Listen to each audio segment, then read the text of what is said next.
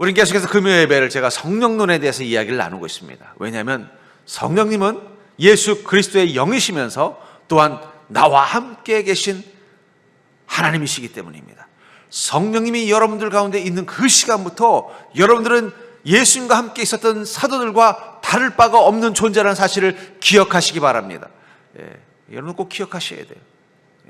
옆 사람 보고 있어볼까요? 당신은 12사도 중 누구를 많이 닮았습니까? 예수 그리스도의 영이신 성령님과 함께하는 순간 2000년 전 이 이스라엘 땅에서 예수님과 함께 했었던 그 12사도와 똑같은 입장이라는 사실을 여러분들 기억하고 사셔야 돼요. 그러니까 여러분들 우리가 베드로와 다를 바가 없어요. 다른 건 있다면 우리는 고기를 잡을 줄 모른다는 거지. 그럼 우리도 사람 낚는 어부입니다. 성령님이 함께하는 그 순간 우린 예수님과 함께했던 제자들의 삶과 똑같은 삶을 우리 인생 가운데서 경험할 수 있는 것입니다. 그렇기 때문에 우리는 나와 함께 계신 성령님, 바로 예수 그리스도의 영이신 성령 하나님이 어떤 분인지를 알고 그분과 함께하는 법을 온전히 알고 그분을 온전히 깨닫고 나아가야 예수 그리스도와 함께한 제자들의 복을, 제자들의 권능을 우리도 누릴 수 있는 것입니다. 예수님의 제자들 중에도 함께하신 그 예수님을 하나님으로 온전히 알지 못하고 함께하는 법을 알지 못했던 가룟 유다 같은 사람도 있었다는 거예요. 아무리 예수님이 그에게 사랑을 주고 관심을 주고 공을 들이고 여러분 재정을 맡겼다는 것은 애정과 신뢰가 있기 때문에 맡기는 것입니다. 그런데 정작 중요한 건 가룟 유다는 함께하신 하나님이신 성자 하나님이신 예수님을 알지 못했습니다. 관심도 없었습니다. 결국 그것이 그로 하여금 하나님과 함께하는 복을 못 누리게 만들었던 것입니다. 마찬가지라는 거예요. 성령 하나님이 나와 함께 계신다면 우린 베드로처럼 요한처럼 그분이 어떤 분인지를 알고 그분과 함께하는 법을 배워야 할 것입니다. 그래야만 예수님과 함께하는 자의 복을 누릴 수 있는 것입니다. 이 땅에 육신으로 오신 성자 하나님 예수님을 통해서 하나님과 함께하는 법을 배웠던 이 제자들은 예수님께서 저 하늘로 승천하시고 난 뒤에 오신 성령 하나님과도 동일한 모습, 아마 베드로는 여전히 마치 예수님과 함께할 때처럼 성령님과 함께했을 것입니다. 가끔은 성령님에게 허풍도 하고, 아이고 성령님, 제가 다른 사람들은 다 하나님 성령님 배신해도 저는 끝까지 성령님 따라가겠습니다. 그럼 성령이 그렇게 너는 예수님으로 계실 때라 성령으로 계실 때라 어째 똑같냐. 전 그런 의미에서 여러분들 우리와 함께 계신 성령 하나님 그분이 어떤 분인지를 알고 여러분들이 베드로의 믿음으로 요한의 믿음으로 그렇게 성령님과 동행하는 자가 될 수 있기를 주의 이름으로 축원합니다. 오늘 본문의 내용은 어떤 내용이에요? 바로 그 성령 하나님과 날마다 하루하루를 함께하는 이 성령의 사람인 베드로가 이 고넬료를 만나서 복음을 전한 이 사건.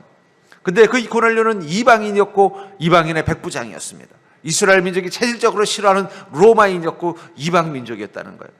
그리고 그에게 복음을 전할 뿐만 아니라 침례를 줬다는 이 사실, 그 소식을 듣고는 예루살렘 교회에서 소동이 난 거예요.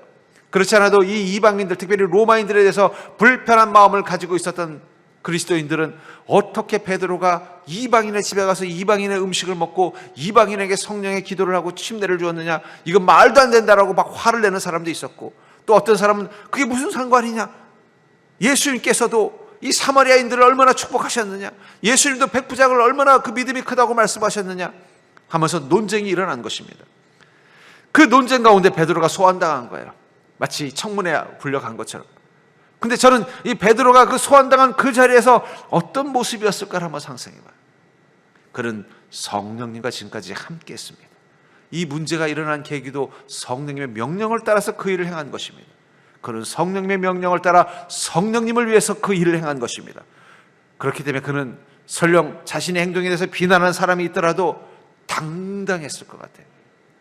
여러분, 성령의 사람들은 어떤 사람들일까요? 세상 속에서 우리를 평가하는 이 세상 가운데서 우리는 어떤 존재입니까? 우리는 성령님과 함께하는 자, 성령님을 위해서 사는 자예요. 그렇기 때문에 우리는 세상이 어떻게 우리를 바라보든 우리는 성령의 사람으로서의 담대함과 당당함을 가지고 사는 것입니다. 특별히 성령의 사람들은요, 성령께서 주시는 힘으로 사는 인생이라는 사실을 기억하시기 바랍니다. 그리스도인이라는 게 그리스도 예수의 사람이라면 그리스도의 영이신 성령님과 함께하는 우리는 성령의 사람입니다. 그렇기 때문에 그리스도인은 곧 성령의 사람이 될 수밖에 없다는 거예요. 그리스도인이 예수 그리스도의 말씀과 진리를 따라 사는 자라면 성령의 사람은요, 그리스도의 영이신 성령님이 주시는 힘으로 사는 인생일 것입니다. 그렇다면 이 베드로처럼 자기 인생에 생각지 못했던 소동을 경험하고 생각지 못했던 문제와 갈등을 경험하는 그 상황 가운데서 성령님이 우리에게 주시는 그 능력이 무엇일까요? 베드로는 어떻게 당당하게 복음을 전하고 이 복음의 힘을 따라서 듣고 예루살렘 사람들의 마음이 하나가 돼서 성령님께서 역사하셨다면 그것은 진리입니다. 그 전까지 유대인들은 감히 선포할 수 없었던, 이방인에게도 구원의 문이 열렸다는 이 놀라운 선포, 이때부터 엄밀하게 말하면 기독교와 유대교는 완전히 결별하는 거예요. 그 전까지는 유대인들 중에서도 예수 그리스도를 메시아라고 생각하면서 애매하게 예수님을 따르려는 사람들도 있었어요. 그런데 유대인들이 절대 용납하지 못한 것이 무엇이냐면 이방인에게도 구원의 문이 열린다는 이 사실만은 용납되지 않았던 것입니다. 그런데 성령의 사람들이 성령의 음성을 따라서 어떤 음성을 들은 거예요? 이방인들에게도 구원의 문이 열렸다. 그 선포를 하는 순간 이제는 완전히 유대교와 기독교는 결별하고 이제는 기독교인, 진정한 그리스도인이 되어서 이 땅에 복음을 전하고 교회를 세우는 인생으로 바뀌게 된 것입니다. 이처럼 성령님 우리 인생 가운데 힘이 되시고 능력이 되어 주신다면 우리 인생의 모든 상황 가운데서 성령님이 우리에게 주시는 능력은 무엇일까요? 저는 이 베드로의 이 당당함과 이 베드로의 이 파워풀함과 이 베드로가 그 인생과 자신이 속한 이 교회를 바꿔나가는 이 놀라운 힘을 통해서 그것이 성령님을 통해서 오는 힘이라는 사실을 깨닫고 여러분들의 인생의 상황 가운데서도 성령님이 능력이 되시기를 주의 이름으로 축원합니다. 여러분들의 그 성령님의 당당함을 가지고 여러분들 가정에 가면 가정을 바꿔놓는 거예요. 예루살렘 교회를 바꿔놓고 그리스도인들, 아직 그 유대교의 그 잔재로부터 벗어나지 못한 그리스도인들을 바꿔놓는 것처럼 말입니다. 여러분들 그 직장에 간다면 직장을 바꿔놓을 수 있을 것입니다. 그렇다면 그 성령이 우리에게 주시는 능력은 구체적으로 무엇인가? 먼저 성령님은 우리에게 확신을 주십니다. 여러분, 성령 충만한 사람은 확신을 갖고 살게 돼 있어요. 절대로 해볼까요? 성령 충만한 사람은 확신 있는 인생을 산다. 우리 12절을 한번 보실까요? 성령이 내게 명하사 아무 의심하지 말고 함께 가라 하시매 이 여섯 형제도 나와 함께 가서 그 사람의 집에 들어가니, 이 베드로 처음에는 이 고넬료 집에 가야 되는지 말아야 되는지 너무 고민한 거예요. 이방인, 그것도 로마인, 로마도 그것도 군인, 유대인들이 싫어하는 아주 전형적인 모든 이유를 가진 그를 방문해서 길거리에서 우연히 만나는 것도 찝찝한데 직접 그 집을 방문해서 그 집에서 같이 자면서 먹으면서 그에게 복음을 전한다는 게 참 불편하고 부담스러웠지만 성령께서 뭐라고 말씀하셨다는 거예요? 아무 의심하지 말고 함께 가라고 내게 명령하셨다. 여러분, 성령의 사람들은 어떤 모습이 있느냐? 당당함이 있습니다. 여러분, 성령의 사람들은 당당합니다. 성령의 사람들은 담대함이 있습니다. 그리고 성령의 사람들은요, 어떤 파도를 만나도 담담합니다. 여러분, 바다를 잘 아는 베테랑 마도로스는요, 폭풍이 불어도 당당합니다. 폭풍이 불어도 담대합니다. 폭풍이 불어도 담담합니다. 왜냐하면 그 배를 잘 알고 그 파도를 잘 알기 때문입니다. 성령의 사람들은 성령께서 그 인생 가운데 함께 계시기 때문에 그 인생의 파도 앞에서 당당하고 담대하고 담담할 수밖에 없다는 거예요. 우리 옆 사람 보고 인사해볼까요? 우리는 언제나 당당합시다. 담대합시다. 담담합시다. 예, 세상에 문제가 있다고 그냥 맨날 쫄지 말고 그냥 그 별거 아니야. 좀 담담하게 해야 된다. 제가 이 축구를 보면요, 월드컵에서도 보면은 이 정말 최고의 선수들은 보면은요, 아주 운동을 할 때 보면 담담하더라고요. 패스 미스를 해도 그냥 아무렇지도 않은 척해서 또 가서 뺏어오고, 공을 촥 쳐놓고도 잠깐 기뻐했지만 또 언제 그러냐 싶게 다시 자기 포지션에 가서 뛰는 걸 보면서 저게 베테랑이구나. 나 같으면 막 기뻐가지고 날뛰느라고 게임을 못할 텐데, 막 심장이 쫄려가지고 다음을 못할 텐데, 이 역시 베테랑은 다르구나. 여러분, 성령이 충만한 사람은요, 인생 앞에 늘 당당해요. 누구를 만나도 당당하고, 어떤 사람들 앞에서 당당하고, 어떤 상황 가운데서 당당합니다. 담대합니다. 겁먹지 않아요. 문제가 있어도 담대하게 일을 나갈 수 있어요. 그리고 어떤 환경, 파도가 쳐도 담담한 것입니다. 사도행전 27장 23절부터 25절에 보면 이 유라골라라는 태풍을 만난 이 바다 한가운데 있었던 이 바울의 모습, 여러분들 잘 알고 계시잖아요. 제가 강조하는 이 상황입니다만, 거기 보면 내가 속한 바 곧 내가 섬기는 하나님의 사자가 어젯밤 내 곁에 서서 말하되 바울아 두려워하지 말라. 내가 가이사 앞에 서야 하겠고 또 하나님께서 너와 함께 항의하는 자를 다 내게 주셨다 하였으니 그러므로 여러분이여 안심하라. 나는 내게 말씀하신 그대로 되리라고 하나님을 믿노라. 저는 이 마지막 문장이 너무 감동이 됩니다. 여러분이여 안심하라. 여러분, 이 파도 앞에서 바울도 겁이 나요. 본인은 멀리 있어서 하는 게 아니라 똑같이 그 파도 앞에서 바람 소리 듣고 배가 부서지는 소리 듣고 막 울렁거리고 막 난리가 나는 이 배 한가운데 있는 것입니다. 거기다 이 바울은 소갑도 차고 있어요. 수갑. 배가 침몰하면요 꼼짝없이 죽는 상황이에요. 더 겁이 많아요. 나는 사람들은 그래도 손발이 자유로우니까 여차하면 물에 뛰어내려서 좀 뜰만한 구명조끼 같은 것을 붙잡고 하면 어찌 살아날 수라도 있잖아요. 수갑을 차고 발에 족쇄를 찬 바울은요 배가 침몰하면 그냥 그대로 죽는 겁니다. 근데도 어떻습니까? 여러분이여 안심하라. 어떤 톤이었을까요? 바로 당당함과 담대함과 담담함으로 했다는 거예요. 그래서 나는 내게 말씀하신 그대로 되리라고 하나님을 믿노라. 어떻게 이런 당당함과 담대함과 담담함을 가지고 그 파도 앞에 있을 수 있고 오히려 다른 사람들을 위로하는 자가 될 수 있었을까요? 그것은 바로 그 위 23절에 내가 섬기는 하나님의 사자가 어젯밤 내 곁에 서서 말하되, 말한 게 중요한 게 아니라 하나님의 사자가 내 옆에 있었다는 거예요. 여러분, 인생에 고난이 많은 밤, 인생에 근심이 많은 밤, 인생에 걱정이 많은 밤, 눈 떴더니 헛것이 보이면요 그럼 더 불안한 거예요. 그런데 내 옆에 계신 성령님이 느껴지면요 걱정할 게 없어요. 내가 너무 속이 상하는 거예요. 막 걱정이 되는 거예요. 내일 일어날 일을 상상만 하면 근심이 되는 거예요. 우리 인생에 앞으로 일어날 일을 생각하면 걱정이 되는 거예요. 그래서 눈물을 흘리면서 기도하고 있는데 내 마음속에 세미한 음성이 들리는 거예요. 딸아, 걱정하지 마라. 내가 너와 함께하리라. 그날따라 잠도 안 하고 괴로워가지고 막 어쩔 줄 몰라서 막 눈물을 기도하다가 깜빡 잠들었는데 꿈속에서 야곱처럼 하늘 문이 열리고 하나님의 천사가 내 인생 가운데 걸어 내려오는 걸 환상으로 본다면요 여러분 걱정할 게 없어요. 제가 이렇게 당당할 수 있는 건요 그럴 때마다 저는 하나님이 꿈속에서 꼭 보여주셔요. 하나님이. 제가 지금까지 서적교회 오면서 참 꿈을 많이 꿨습니다.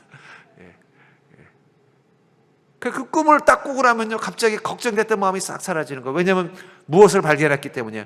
지금 내 이 상황 가운데 하나님이 함께 계신다는 게 느껴지기 때문에.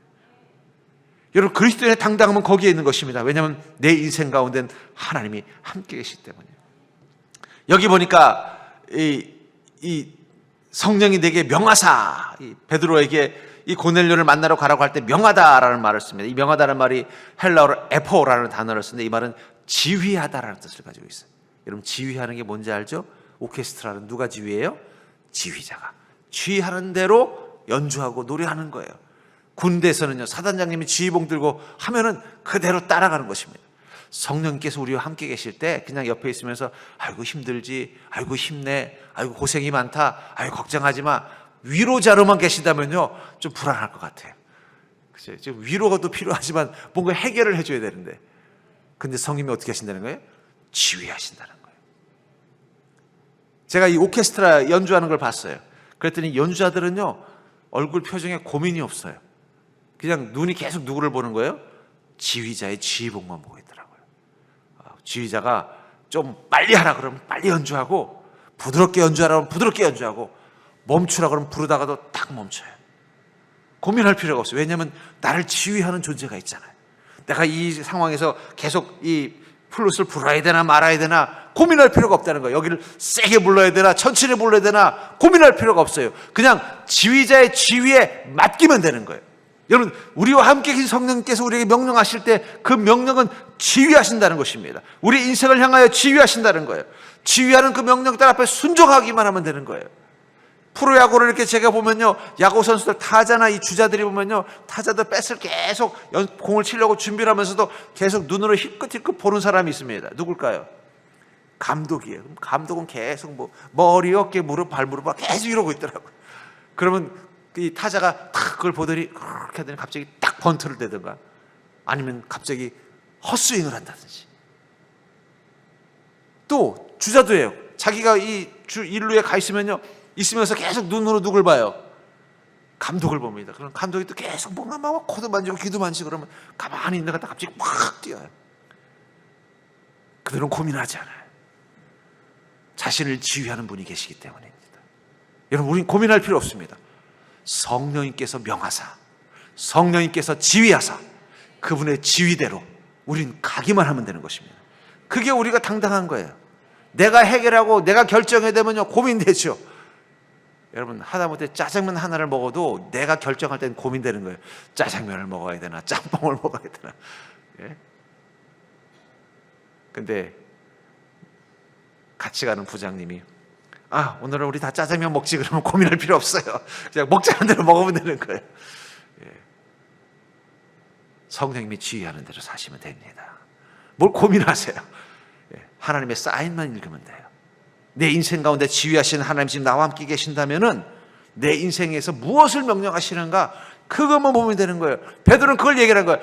물론 나는 고민된다. 이 고넬료를 만나서 이 복음을 전하는 게 옳은 건지 바른 건지 나는 고민이 된다. 하지만 나는 금방 고민을 멈출 수밖에 없었다. 왜냐하면 성령님이 그 순간 나에게 지휘하셨기 때문이다. 나에게 명하셨기 때문이라는 거예요. 너는 망설이지 말고 의심하지 말고 가라는 거, 내가 명령한 대로 행하면 된다는 거예요. 그래서 나는 망설이고 주저앉은 마음을 내려놓고 성령님이 명령하셨다면 순종해야지 하면서 나갔다고 고백하고 있는 것입니다. 여러분들, 믿음에서 가장 중요한 성분은 순종일 수밖에 없는 건, 믿음을 갖는다는 건 하나님의 지휘하심 가운데 내 인생을 맡기는 것이기 때문입니다. 결국 믿음의 순종이 들어갈 수밖에 없어요. 왜냐하면 하나님이 지휘하시는데, 하나님이 명령하시는데 맡기는 게 믿음이기 때문입니다. 혹시 여러분들 중에 근심과 고민 가운데 있는 분들이 있다면 기도하십시오. 이 근심이 사라지게 해주십시오. 이 고민이 사라지게 해주십시오. 그런 기도하셔봤자 큰 효과 없어요. 이 순간 나를 지휘하여 주시옵소서. 이 상황 가운데 내가 어떻게 하면 되는지 명령하여 주시옵소서. 오늘 밤 그 음성 들으면 고민하지 않고 베드로처럼 가겠습니다. 근심하지 않고 바울처럼 행하겠습니다. 여러분들이여 안심하라. 나는 내게 말씀하신 그대로 되리라고 하나님을 믿노라. 얼마나 멋진 인생입니까? 저도 믿습니다. 하나님이 내게 말씀하신 그대로 되리라고 저는 믿습니다. 그 믿음이 저를 알고 인생을 두려움 없이, 낙심 없이, 좌절 없이, 왜 두려운 상황이 없겠어요? 왜 낙심되는 상황이 없겠어요? 왜 하던 일이 좌절되지 않겠어요? 하지만 여전히 나는 믿습니다. 어떤 것을 믿습니까? 내게 말씀하신 그대로 되리라고 믿습니다. 하나님께서는 한 번도 저에게 너는 저주받을지어다, 너는 실패할지어다, 너는 후회할지어다, 너는 맨날 울고 살지어다, 그런 말씀을 한 번도 저에게 해주신 적이 없습니다. 혹시 여러분들한테는 하셨는지 잘 모르겠어요. 저한테는 그런 적이 없어요. 그렇기 때문에 저는 두려움이 없습니다. 왜냐하면 저는 믿기 때문입니다. 하나님 말씀하신 대로 그대로 되리라고 저는 믿기 때문입니다. 여러분들에게도 그런 믿음이 있기를 주의 이름으로 축원합니다. 두 번째로, 우리 인생 상황 가운데서 성령님께서 내게 주시는 능력은 무엇입니까? 성령님은 말씀이 구원의 능력이 되게 하신다는 거예요. 성령님은요, 하나님의 말씀이 구원의 능력이 되도록 만들어 주신다는 것입니다. 14절부터 16절에 보면 그가 너와 내 온 집이 구원받을 말씀을 내게 이르리라 함을 보았다 하거늘 내가 말을 시작할 때 성령이 그들에게 임하시기를 처음 우리에게 하신 것과 같이 하는지라. 내가 주의 말씀에 요한은 물로 침례를 베풀었으나 너희는 성령으로 침례를 받으리라 한 것이 생각났노라. 여기 보니까 너와 내 온 집이 구원받을 말씀을 내게 이르리라. 베드로가 마음속으로 가서 이 고넬료에게 뭘 어떻게 해야 되나, 참 난감하네, 막 부담도 되고 고민도 되는 거였어요. 근데 성령이 뭐라고 말씀하세요?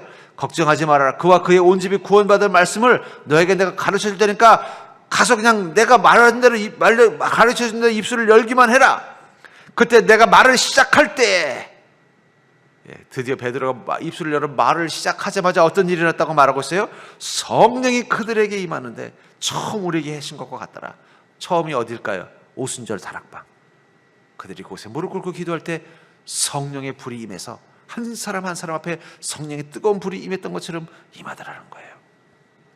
그리고 그 순간 떠올랐습니다. 주의 말씀에 요한은 물로 침례를 베풀었으나 너희는 성령으로 침례를 받으려 한 것이 생각나노라. 지금 성령 침례를 임했구나. 그들이 구원했구나.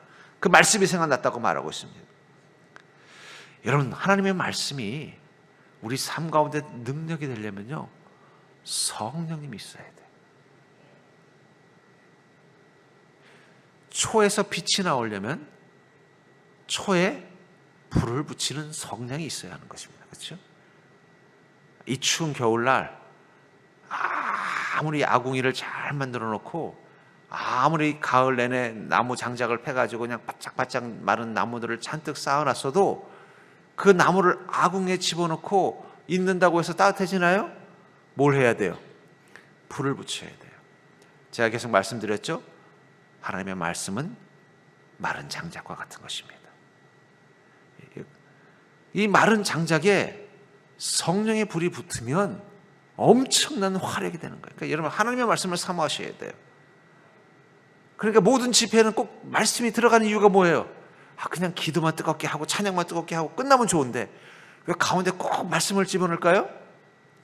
목사님도 뭐 하나 해야 되기 때문에 그런 걸까요? 아니에요. 말씀이 마른 장작이기 때문에. 추운 겨울 너무너무 추운 거예요. 구들이 있어요. 추워서 방이 영 냉골이에요. 빨리 데피고 싶어요. 그래서 어떻게 돼요? 막 장작을 갖다 집어넣고 또 성냥불로 이 신문지에다 불을 붙여가지고 불쏘시개 해가지고 붙여서 그 장작에 불이 붙으면 그때부터는 걱정할 필요가 없어요. 어떻게 돼요? 그 붙은 장작에서 계속 불이 뜨겁게 타오르면요 어느 순간 구들이 뜨끈뜨끈해서 밤새도록 오히려 더워서 잠을 못 잘 정도로 뜨끈해지는 겁니다. 근데 장작을 준비 못했으면요 아무리 신문지 집어넣어보자 넣을 때만 잠깐 확 하고는요 여전히 그 추위를 못 이긴다는 거예요. 우리가 인생의 추위를 만날수록 인생의 시련과 환난과 곤란을 만날수록 더 강력한 성령의 불이 필요할 것입니다. 그런데 그 성령의 불은 어디서 타오른다고요? 마른 장작과 같은 주님의 말씀이 준비되어져 있어야 뜨겁게 타오르는 거예요. 그러니까 여러분들 성령의 충만함 속에는요 말씀에 대한 사모함이 같이 가야 됩니다. 말씀도 없이 기도만 하고 성령 충만하길 바랍니다. 그건 신문지에 불 붙이는 거랑 똑같아요. 여러분 신문지에 불 붙여보십시오. 탈 때는 잘 타지만 1, 2초도 안 돼서 싹 가라앉으면 사라져버리는 거예요. 근데 마른 장작은 잘 안 붙지만 한번 붙으면 어떻게 돼요? 타기 시작하면 그건 온 방을 뜨겁게 데피는 거예요. 밤새도록 타는 거예요. 그래서 여러분 말씀이 준비된 신앙이 된다는 거예요. 근데 말씀만 있으면 안 돼요. 여러분 마른 장작만 있다고 해서 구들이 따뜻해지지는 않습니다. 성령의 불이 붙어야 돼요. 붙여줘야 돼요. 말씀과 성령님이 하나가 되어야만 능력이 되는 것입니다. 우리 인생에 이적이 필요할 때가 있죠. 성경에도 보면 이적이 필요한 상황들이 나오잖아요. 안진뱅이를 일으킬 때, 귀신 들린 자의 귀신을 쫓아낼 때, 건너갈 수 없는 홍해 앞에 섰을 때.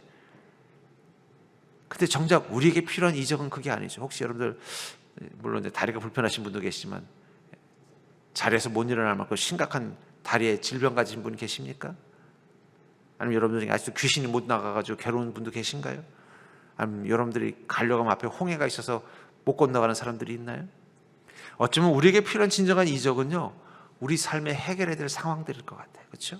가정의 문제, 일터의 문제, 내 삶의 문제, 내가 해야 될 크고 작은 문제들, 이것들이 정말 주님의 능력이 되어서 나타나야 되는데 이것들의 이적, 주님의 능력이 경험되어지기 위해서는 무엇이 필요하냐는 거예요.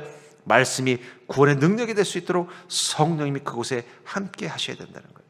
그러니까 저는 말씀이 육신이 된다는 이 말이 물론 하나님이 예수 그리스도가 되신 것을 표현하는 것도 되지만 우리 그리스도인에게는요 하나님의 말씀이 구체적으로 내 삶 가운데 살이 되고 피가 되는 것처럼 그 말씀이 내 삶 가운데 구원의 경험을 경험하게 만들어주는 것입니다. 그렇기 때문에 성령의 사람들은요 말씀이 있고 말씀이 확신이 되고 확신을 선포하고 그 확신을 선포한 대로 행할 때 이적의 능력을 경험하는 것입니다. 말씀이 믿어진다는 건 하나님의 말씀에 불이 붙은 것입니다. 내 안에 들어온 주님의 말씀에 불이 붙은 거예요. 말씀이 믿어지고 확신이 생겨서 말씀대로 실천하고 행한다는 것은 주님이 주신 그 말씀이 내 안에 어떻게 된 거예요? 불이 붙은 거예요. 그러니까 믿어진다는 건 이거 정말 중요한 겁니다. 말씀이 믿어진다는 거 이거 정말 중요한 거예요. 말씀이 믿어지면 말씀대로 행할 수밖에 없습니다. 말씀대로 행하면요 그때부터 능력이 나타나는 거예요. 왜 예수님께서 이 백부장의 믿음을 크다고 말했어요? 주여 말씀만 하옵소서. 저도 저의 정도로 가라 하면 가고 저의 상전이 저라 하고 오라 하면 오나이다. 주님은 하나님이십니다. 주님이 말씀하신다면 우리 병든 하인이 나을 줄 믿습니다. 그 예수님이 평소에 하시던 말씀이에요. 그걸 믿은 것입니다. 믿으니까 어떻게 돼요? 능력이 나타나는 거잖아요. 예수님 뭐라고 말씀하셨어요? 내 믿은 대로 될지어다. 여러분들, 하나님의 말씀이 믿어지는 게 이적의 시작이에요. 왜 주님 내 인생에 아무 능력이 나타나지 않습니까? 마른 장작을 준비하십시오. 하나님의 말씀을 먼저 사모하시고 그 말씀을 받으십시오. 그 말씀이 믿어지시기를 주의 이름으로 축원합니다. 믿어지면 어떻게 된다고요? 믿은 대로 항해가 되어 있는 거예요. 제가 전에도 예화를 몇 번 들었습니다만 저희 가까운 친척 중에 이 키토산이 몸에 좋다는 걸 믿으신 분이 계셨어요. 키토산이 우리나라에 아직 들어오기 전이었어요. 근데 키토산을 먹어보니까 정말 너무 효과가 있다는 걸 믿게 된 거예요. 확신이 생기니까 어떻게 되냐면 만나는 사람들마다 키토산 먹어봐, 키토산 먹어봐, 먹어보니까 너무 좋아, 먹으니까 너무 좋아. 맨날 만나는 사람들한테 키토산 자랑하고 다니는 거예요. 그러니까 하도 귀가 닦여들고 또 보니까 진짜 그분이 키토산 먹더니 뭐가 좋아진 것처럼 보이고 확신이 있어 보이니까 아 그럼 나도 좀 하나 구해줘봐. 근데 우리나라에 그때 키토산을 안 만들었어요. 일본에서 수입해야 됐어요. 그래서 일본에 있는 지인한테 부탁해서 가져다가 그 사람들한테 선물로 주기도 하고 대신 사주기도 하는데 진짜 먹어보니까 효과가 있으니까 또 그 사람들도 가서 그런 거야. 야, 이 키토산이라는 거 이거 정말 좋네. 그래가지고 막 소문에 소문이 나가지고 나중에는 그쪽 일본에 있는 데서 그러지 말고 한국에 총파를 해라. 그래도 그분이 사업해서 부자가 됐습니다. 이 약 하나에 대한 확신만 가지고도 인생이 바뀌더라고요. 근데 하나님의 말씀에 대한 확신을 가지면 우리 인생이 어떻게 바뀔까요?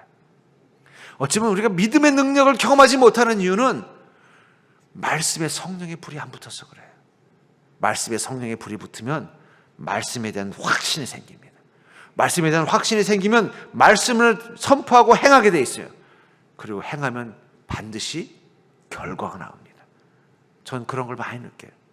하나님이 내게 주신 말씀을 믿고 가면 그 말씀이 구체적으로 내 삶 가운데 능력이 되는 것을 볼 때가 얼마나 많은지 모릅니다. 그렇기 때문에 여러분들, 믿음대로라는 것은 성령과 말씀이 하나가 돼서 우리 삶 가운데 그 결과물이 나타나는 증거를 경험하는 것입니다. 믿음은 바라는 것들의 실상이요 보이지 않는 것의 증거라는 것은 그 말씀을 듣고 말씀을 믿고 말씀대로 사는 확신을 갖게 되자 그것이 결과물이 되더라는 거예요. 구원의 의미에서 구원을 받는 것이 아니라 우리는 구원을 이루는 것입니다. 하나님의 말씀이 내 삶 가운데 사실이 되고 현실이 되는 것을 경험하는 구원을 이루는 거예요. 우리 삶과 생활까지 구원하는 것입니다. 성령은 그걸 하도록 도와주는 불과 같다는 거예요. 이미 여러분들에게 주님의 말씀이 임한 줄 믿으시기 바랍니다. 그 말씀을 이번에 올해 초에도 받으셨잖아요. 받아서 어떻게 하실 거예요? 보시면서 그 말씀이 이루어질 줄 믿고 그대로 따르며 순종하며 나가기를 주의 이름으로 축원합니다. 또 올 한 해 어떻게 살아야 될까 고민하고 있는데 하나님이 여러분들 마음 가운데 말씀 준 게 있잖아요. 새벽 제단을 쌓으라고 하시든지 1000번제를 드리라고 하든지 아니면 주님을 위해서 더 많이 봉사하라고 그러든지 만나는 사람들한테 복음을 전하라고 하든지 그러면 그것을 믿고 어떻게 해요? 확신을 가지고 하는 것입니다. 그런데 확신이 떨어지면 어떻게 될까요? 흐지부지해지게 돼 있어요. 흐지부지한다는 건 믿음이 흔들린 거예요. 옆 사람 보고 인사해볼까요? 주님 주신 말씀 끝까지 믿고 흐지부지하지 맙시다. 그럼 믿어지면 끝까지 하게 돼 있어요. 안 믿어지니까 중간에 흐지부지하는 것입니다. 확신이 있으면 끝까지 하게 돼 있어요. 하나님이 주신 그 말씀 붙잡고 그곳에 성령의 기름 부음이 임하도록 기도하시면서 그 말씀을 붙잡고 기도하십시오. 성령 기도하십시오. 성령이 도와달라고 기도하십시오. 이 말씀대로 살게 해달라고 기도해 주시고 하고 이 말씀이 이루어지게 해달라고 기도하십시오. 그럼 여러분 말씀이 여러분들 삶 가운데 현실되는 은혜를 경험하게 될 줄 믿습니다. 그러니까 말씀이 여러분들의 성령이 부어져야만 능력이 되어서 여러분들의 인생을 바꾸는 것입니다. 세 번째로 인생의 상황 가운데서 성령께서 내게 주시는 능력은 무엇입니까? 성령님은 하나님의 임재를 경험하게 하십니다. 성령님이 우리와 함께 하실 때 우리는 하나님의 임재를 경험하게 되는 것입니다. 하나님 지금 나와 함께 계시는구나. 그걸 경험하게 된다는 것입니다. 17절을 보니까 그런즉 하나님이 우리가 주 예수 그리스도를 믿을 때와 주신 것과 같은 선물을 그들에게도 주셨으니 내가 누구에게 하나님을 능히 맡겠느냐 하더라. 베드로가 뭐라고 말하냐면 그 순간 그들에게 성령께서 침례를 베푸신 걸 깨닫고 내가 하나님이 우리가 주 예수를 믿을 때 주신 것 같은 선물을 그들에게 줬는데 내가 감히 어떻게 하나님의 일과 계획을 맡겠습니까? 그곳에 성령님이 임하셨습니다. 그들에게 하나님이 임하셨습니다. 하나님이 임하셨다는 것은 그들은 이미 구원받은 자가 된 것입니다. 우리가 아무리 이성적으로 합리적으로 과연 이방인들이 구원받을 수 있느냐 이게 중요한 게 아니라 하나님이 거기 계신 걸 난 보았습니다. 그렇다면 그는 구원받은 것입니다. 그러면서 우리에게 주신 것 같은 선물, 그 선물은 무엇입니까? 바로 첫 번째는요, 너와 내 집이 구원받으려는 구원의 선물이고요. 두 번째는요, 요한복음 5장 5절부터 6절에 보면은 거기 38이 된 병자가 있더라. 예수께서 그 누운 것을 보시고 병이 벌써 오래된 줄 아시고 이르되 내가 낫고자 하느냐. 이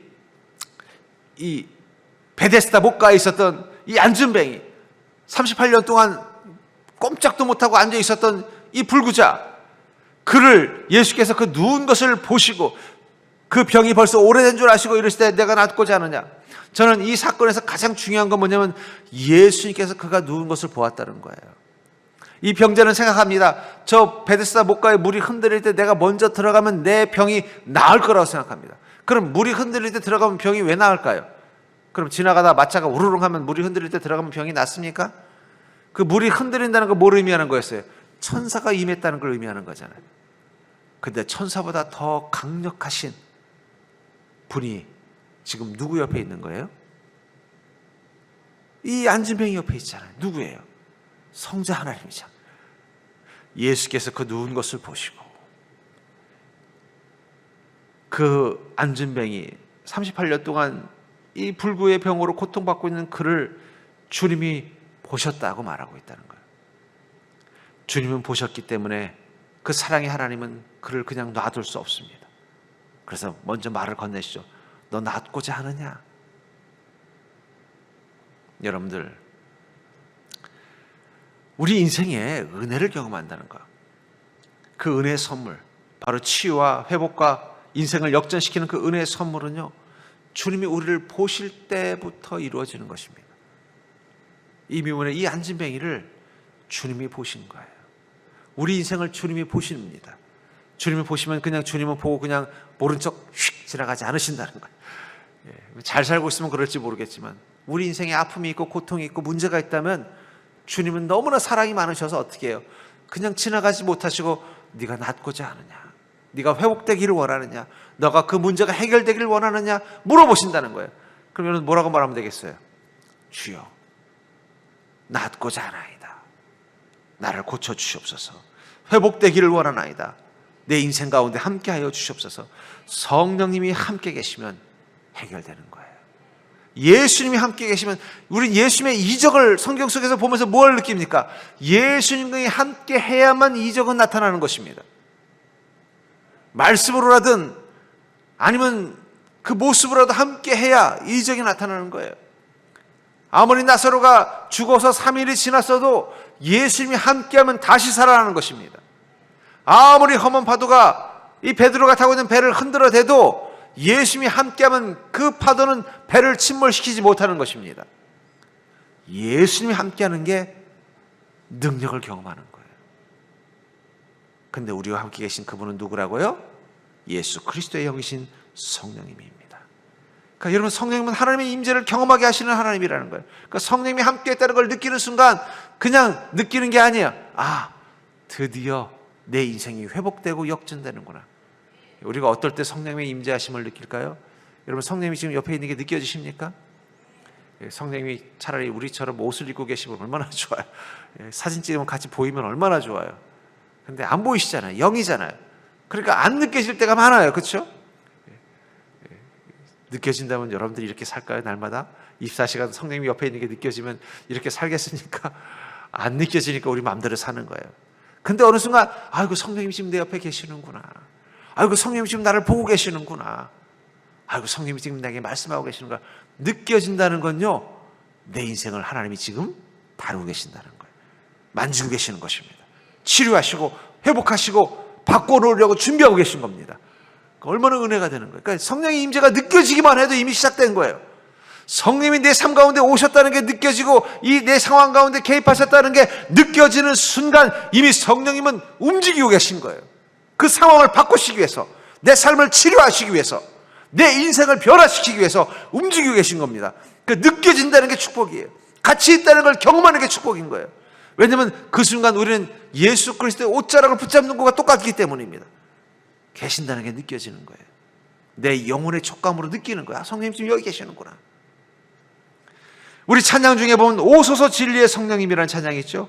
오소서 진리의 성령님 이 땅 흔들며 임하소서. 저는 이 찬양을 보면서 너무 추상적으로 막 우주적인 막 지구가 아니라 내 인생의 작은 땅, 그 땅에 성령님이 오시면요 내 상황이 흔들리는 거예요.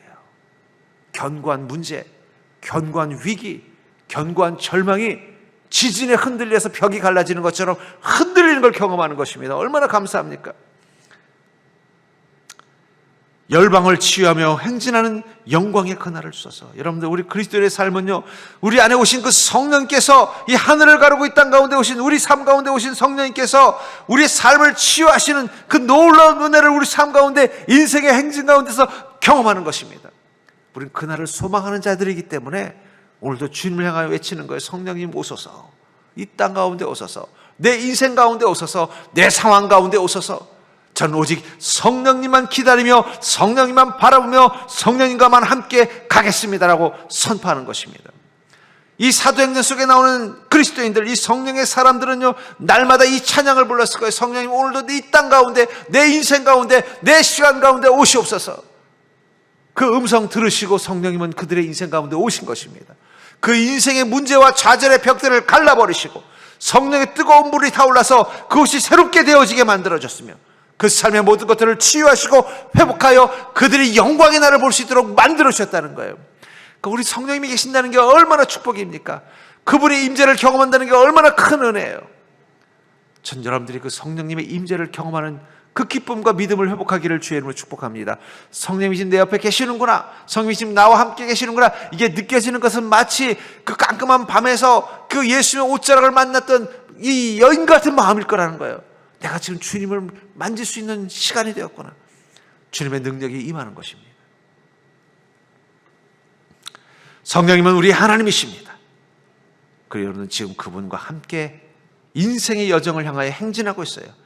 열방을 치유하며 행진하는 영광의 그날을 주셔서 여러분들이 성령님과 함께 가는 그 모든 상황 가운데서 하나님이 치유하시고 회복하시는 그 영광의 기쁨을 여러분들의 인생 가운데 경험하는 자가 되기를 주의 이름으로 축복합니다. 그러려면 어떻게 된다고요? 성령님이 나와 함께 계심을 뜨겁고 강력하게 느끼는 게 필요하다는 거예요. 베드로처럼. 베드로는요, 수많은 군중에 휩싸여 있는 그 시간 가운데도 성령님이 느껴진 것입니다. 사람들이 베드로 사도여 내 병을 치료해 주십시오 막 흔들어대도 내 옆에서 이렇게 느껴지는 성령의 그 촉감을 느꼈을 것입니다. 성령님의 숨소리가 느껴졌을 거예요. 성령의 음성이 천둥처럼 들리는 것입니다. 그렇기 때문에 그는 열방을 치료하는 위대한 삶을 살게 된 거예요. 여러분들, 주님, 내 인생의 이 견고한 짐과 같은 문제와 절망과 좌절과 고통 어떻게 하면 좋습니까? 지금 필요한 것은 성령님, 내 인생 가운데 오시옵소서. 제가 내 인생 가운데 오신 그 성령님을 느끼게 하여 주시옵소서. 만지게 하여 주시옵소서. 그 음성을 듣게 하여 주시옵소서. 무엇보다 내 인생을 주님 지휘하여 주시옵소서. 그 순간 여러분들의 인생은 바뀔 것입니다. 여러분들의 삶은 회복될 것입니다. 성령님의 능력이 여러분들 삶 가운데 나타나는 놀라운 기쁨을 경험하게 될 줄 믿습니다. 그렇기 때문에 사랑하는 성도님들, 지금 여러분들에게 필요한 건 무엇입니까? 오소서 진리의 성령님, 내 인생이라는 이 견고한 땅을 흔들면서 내 인생 가운데 오셔서 지금 성령님이 이곳에 계시는구나, 이걸 느끼며 살게 해주시옵소서. 내가 눈 뜨면 내 옆에 성령님이 계신 게 느껴지고, 내가 일을 하면서 성령님이 나와 함께 계신 게 느껴지고, 내가 무엇을 하든 그곳에 성령님이 계신 것을 느끼게 하여 주시옵소서. 그 기쁨을 가지고 하루하루 설렘을 가지고 사는 인생 되게 해주시옵소서. 근심하지 마십시오. 고민하지 마십시오. 낙심하지 마십시오. 문제를 보고 절망하지 마십시오. 성령님을 느끼면 됩니다. 성령님을 보시기만 하면 됩니다. 성령의 음성을 듣기만 하면 됩니다. 그게 능력입니다. 그 능력이 여러분들과 함께 하기를 주의 이름으로 간절히 축원합니다.